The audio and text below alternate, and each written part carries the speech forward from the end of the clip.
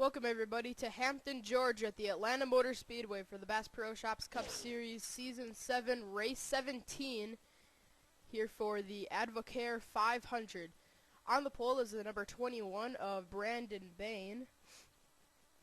Brandon 32nd in points. It's been a pretty tough year for him. Alongside is Tyler Williams in the 99. His rookie season, but he does have a win at Pocono. Starting third is Anthony Emery in the 47. He's had a really bad season, but lately he has been working his way up in the points. 2 top 5s in a row, and he's 26th in points after being in the 40s pretty much all year long. Starting fourth is Seth Cole in the 52, 38th in the standings. Doesn't look too good for him to make the chase. And rounding out your top 5, inside row 3, is Jacob Stump.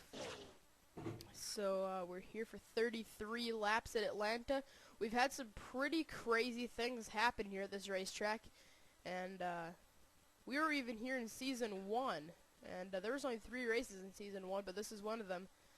I believe that was race 3, so yeah, let's get you the command to fire the engines. I think we're still going to get it, even though we're like right on 5 minutes. Drivers, start the engine!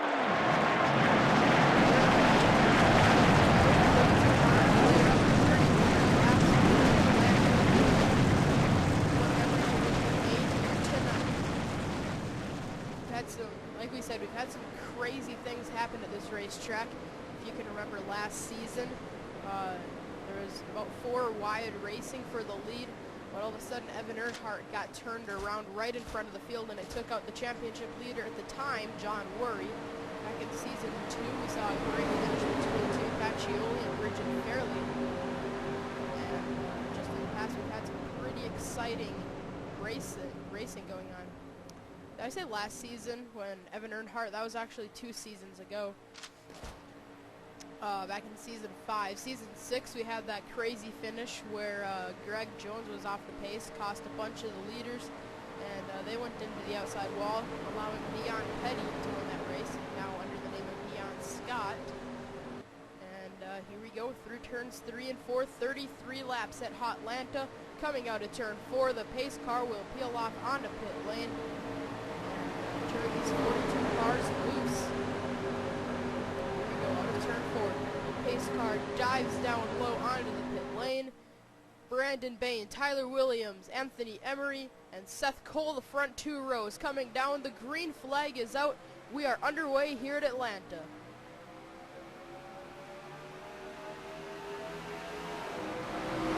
Anthony Emery is going to make the pass for second on Tyler Williams. Jacob Stump going to try to follow through. Take the 3rd spot. Jordan Balkin is able to pass the 99. Now here comes Anthony Emery, already making a look for the lead. Anthony, 3rd to 1st on the first lap of this race. Here comes Balkin on the bottom.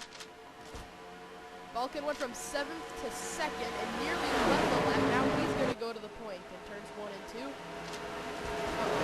It's getting dicey. Matthew Rodriguez, Brandon Bain up the track. Somehow they didn't win. There's Eddie Jones in 9 DNFs this season, but he's still sitting 23rd in points, which is kind of surprising because you'd think with 9 DNFs you couldn't have a decent season, but what he did, he hasn't gotten a DNF. He's actually run very well, as we all know, a few races ago. Back at Indy, that was race 9. Here comes Breton making a look under Eddie Jones. So it's Jordan Balkin out front. He's had a really rough season, 39th in the standings. Here comes Julie Stewart into 2nd. And Julie Stewart looking for the lead in 1 and 2. Here she comes. Now the backstretch still not clear, but she's alongside the 17 as we head off into 3. New leader, the 83 Burger King Toyota, Julie Stewart to the point. Kurt Kozlowski now follows up the inside, trying to get around Connor Breton. Zach Buchanan and Aaron Williams just behind them. So we've done 5 laps so far, and it's been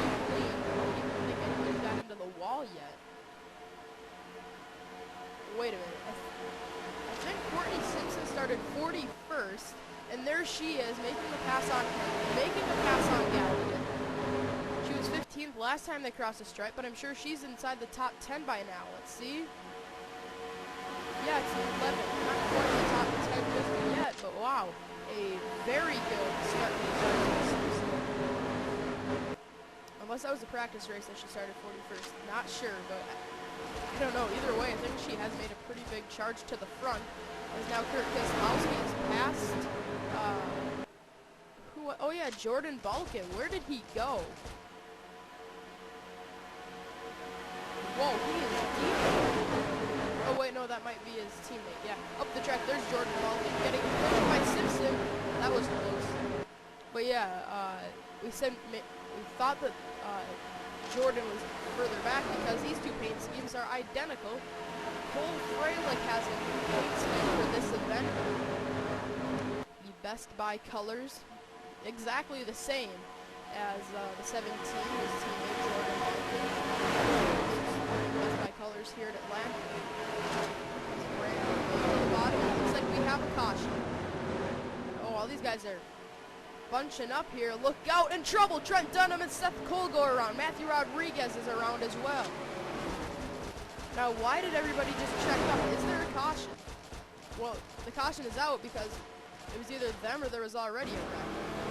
That was a very strange caution. Looks like Kyle Smith may have been in it. This is strange. Oh, wait a minute. This is strange. A bunch of drivers just checked up coming out of turn 2 and everybody ran in the back of them.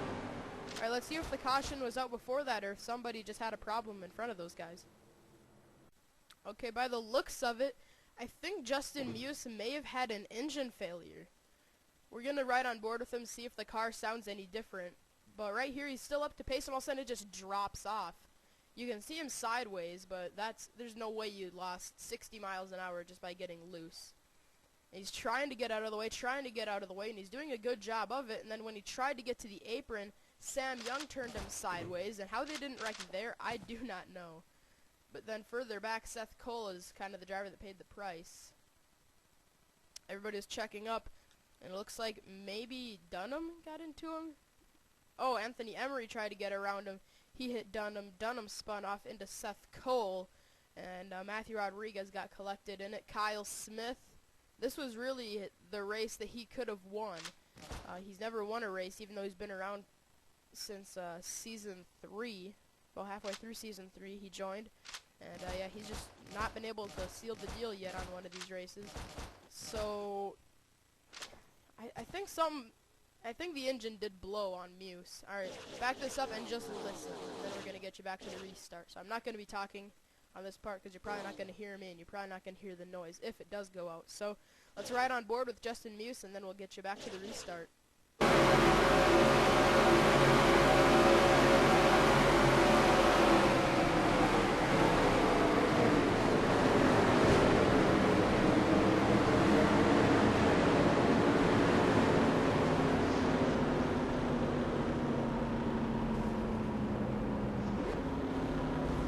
That sure sounded like Justin blew his engine, but we have no clue what happened to the 29 because you can see him and Kyle Smith coming up the inside. They're just one lap down. So I have no clue what happened to Muse. Obviously that wasn't an engine, otherwise he'd be out of this race. So a very confusing caution pretty early in this event. So Julie Stewart is out front, followed by Kurt Keselowski in second. Third is Dion Scott. Fourth is Drew Austin, fifth is Zach Buchanan, sixth is Sean Henley, seventh Connor Breton, eighth Aaron Williams, ninth Courtney Simpson, and 10th is Chris Summers. Okay, we just saw Chris in the top 10. He needs a run like this. He's 21st in the points, as lately it's just been a free fall really from 48 to still got every driver left in the field. Final driver on the lead lap is Anthony Emery. So everybody involved in that wreck is still in this event. They're just a little bit off the pace or a lap down in Justin Muse and Kyle Smith's case. Coming out of turn number 4, Julie Stewart. She won Phoenix in Season 5. She won...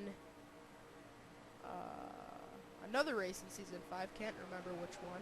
Season 6, she had 2 wins, made a run for the championship, and now Julie Stewart leads them back to the restart here at Atlanta on lap 13.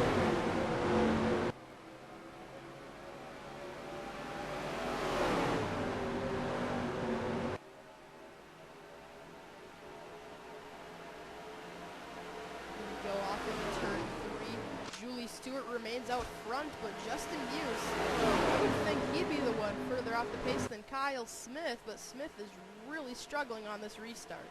He's holding up a big line of cars on the outside, including Courtney Simpson. Oh, Galligan up the track. Galligan, a 2-time winner this season. He won earlier at Auto Club and then just 1 race ago at Dover.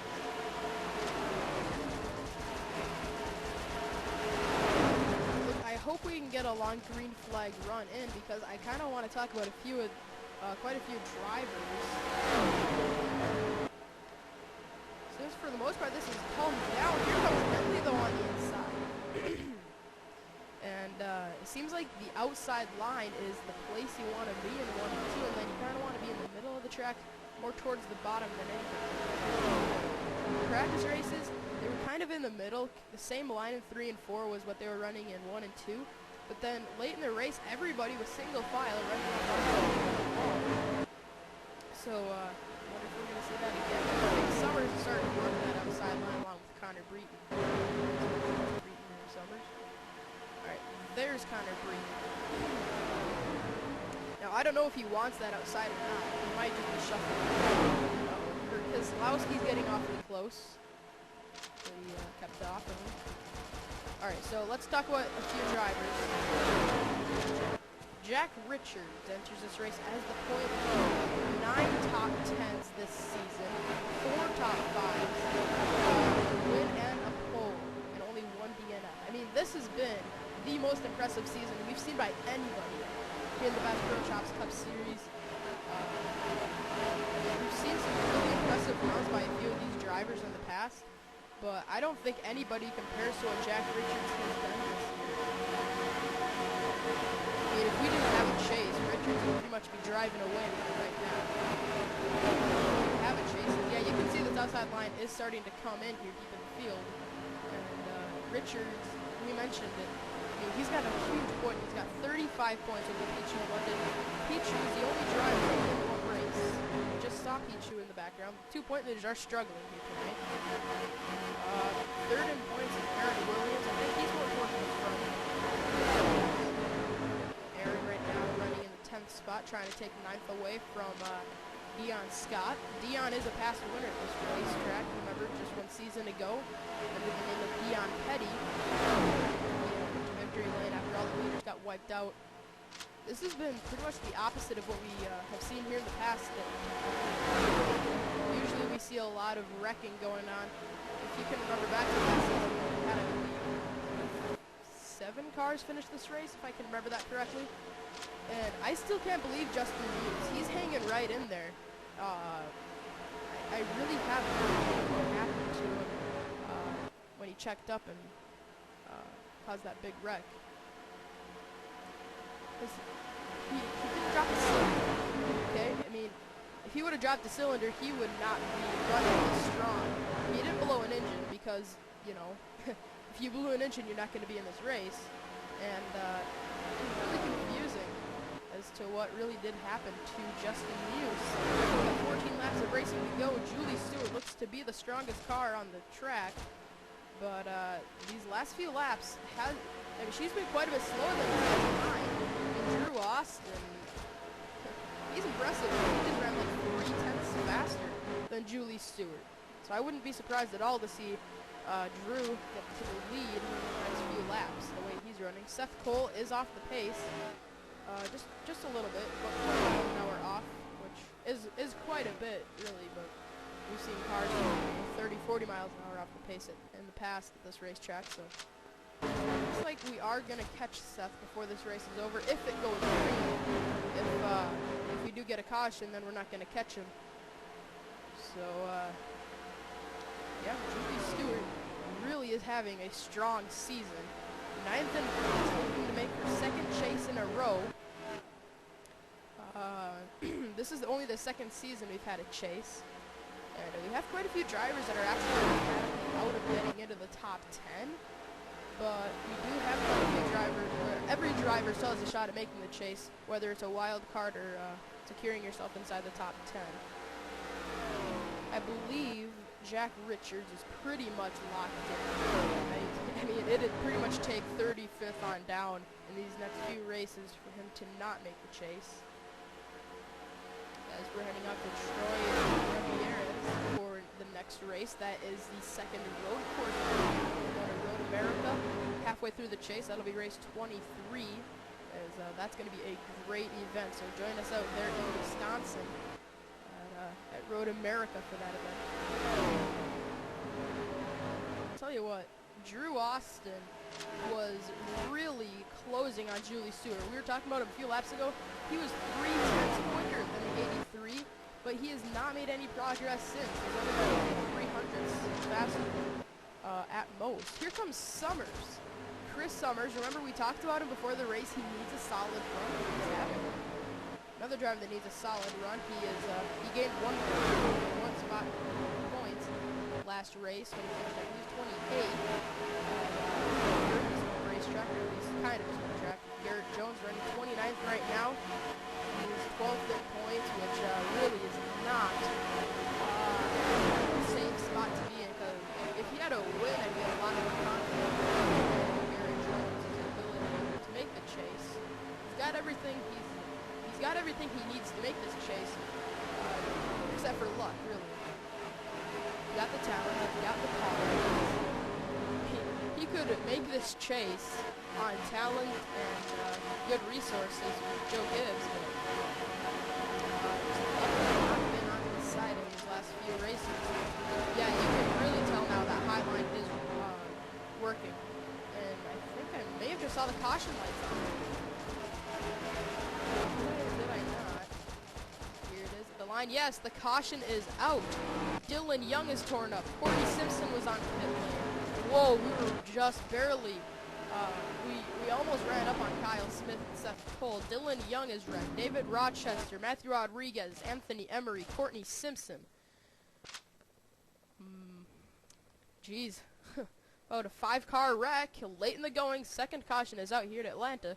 Let's get a replay of what happened here on lap 28. Alright, well, we were talking about Garrett Jones, and look where Garrett was. I mean, he wasn't too far in front of this. There's Garrett. And the wreck started right back here. Simpson had the same issue Justin Muse had by the looks of it. That is strange.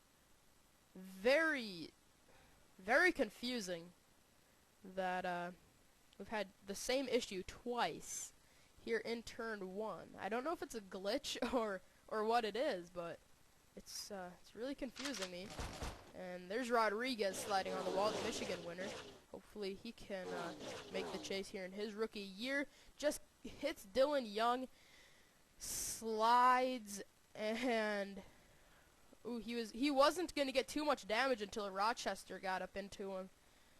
And that's really a tough break for Rodriguez. He wasn't having a great night, but he needed a good run. 13th in points. He's got to win. He is one of the wild cards along with David Rochester. So both wild card drivers, David Rochester and Matthew Rodriguez, are in this wreck. They're tied in points for 13th, and they both have a win. Now that's a big turn of events. So yeah, we are gonna get a restart. I can pretty much guarantee you that. I mean, caution came out lap 28. We got 33 laps. We're without a doubt in my mind getting back to the restart, whether it's 2 laps to go or 1 lap to go. I'm not quite sure, so, yep, let's get you back to the restart.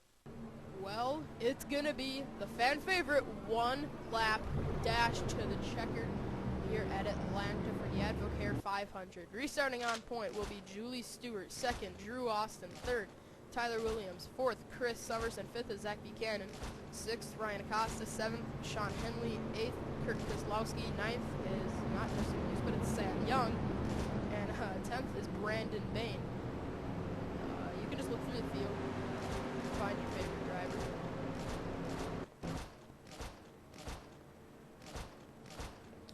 Uh-oh, think I have the hiccups.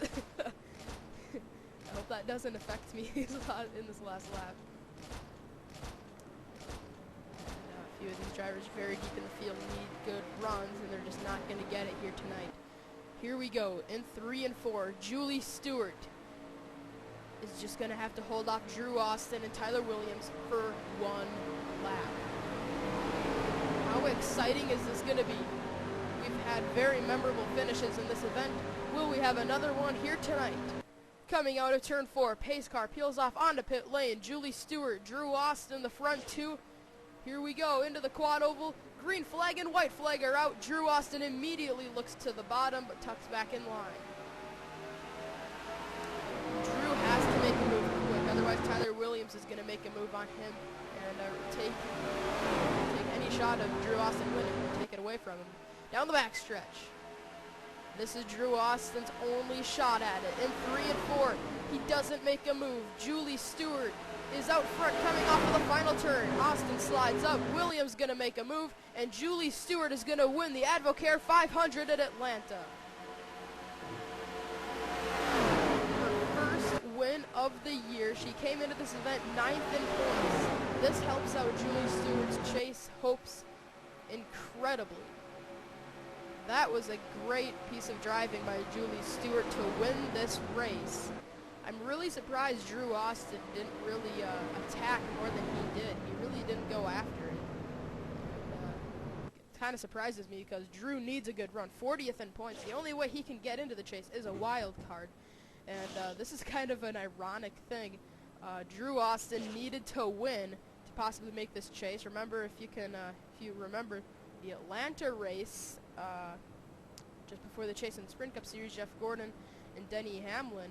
I'm sure Drew Austin is kind of regretting not bunting Julie up the racetrack and winning this event. But there's first through 28th. Julie wins it. Second was Drew Austin. Third is Tyler Williams. Fourth is Chris Summers. That is the run he needed. That's what he needed right there. 21st in points. He's got 4 DNFs. Pretty much all of them have come pretty recently. And yeah, great piece of driving by Summers to not secure himself in the chase by any means, but keep himself in that chase hunt. If you can remember back, he won a race earlier this year. Can't remember which race that was, actually, to be honest with you. Well, he won a race. No, it wasn't Cam Valley. It might have been Texas. It might have been Texas. Can't quite remember, but... And that's really the only race that I see that I don't remember the winner, so it's probably him. Maybe Talladega. I don't know. Anyways, back to the finishing results. Yeah, I think it was Talladega, but Julie Stewart has won this event. The race is over. Yeah, Matthew Rodriguez, that's 2 last-place finishes in a row. Pretty much... it doesn't take him out of the chase whatsoever. I mean, he's 13th in points. He had a wild card entering this race, but both he and his wild card rival, David Rochester, both of those two finished deep in the field, 38th and 42nd for those two drivers. Drivers that needed good runs included Garrett Jones. He didn't get that run that he needed whatsoever. We haven't really had many road course events, but he did run pretty strong at Cam Valley in Season 5. Season 6 and Season 7, I think he ran decent at Cam Valley. At Cam Valley, sorry. Just in general, I think he's pretty good at road courses, so that might be a good track for him. Luke Martin, the Daytona 500 winner, and the Ricky Raceway winner, 30th place.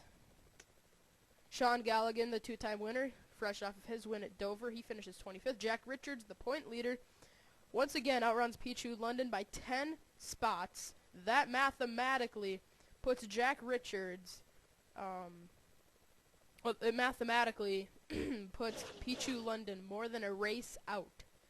So Jack Richards could wreck, flip over, and pretty much just destroy that car at Troy Rivieres, and Pichu could lead every single lap in the race, win it, and he still wouldn't take over the point lead. He'd be within 1 point, but yeah.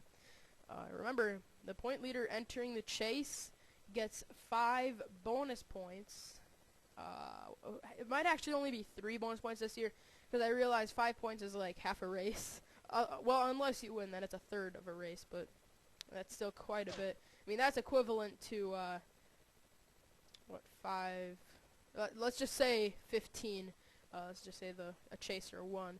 That's equivalent to around 15 points in the normal chase, or in the normal point system. So that's gonna be pretty tough. I'm not sure though if we are gonna have that same chase format for this season. Not exactly sure. Of course, it does allow a lot more drivers to be in contention when they go off to Daytona for the finale. So, wow, I've actually been talking for quite a long time here in the finishing results. I don't know if you're tired of it or not, but Carter Kozlowski, 21st. He's had his best season. I mean, Season 5 was really good for him, but I think this actually is probably a better season because he's got a win this year. He's 5th in points. With that run, he's probably going to stay there, maybe gain 1 spot. I don't know. Dion Scott, he won here last season, finished 14th. So Aaron Williams, 12th. He came into this event 3rd in points. So, okay, I think I'm finally done. Plus my throat's kind of sore. So, yeah, thank you for tuning into this event. And, yeah, we will see you at Rivieres out in, I believe it's Quebec, Canada. So, here's the celebration screen for Julie Stewart. Congratulations to the 83.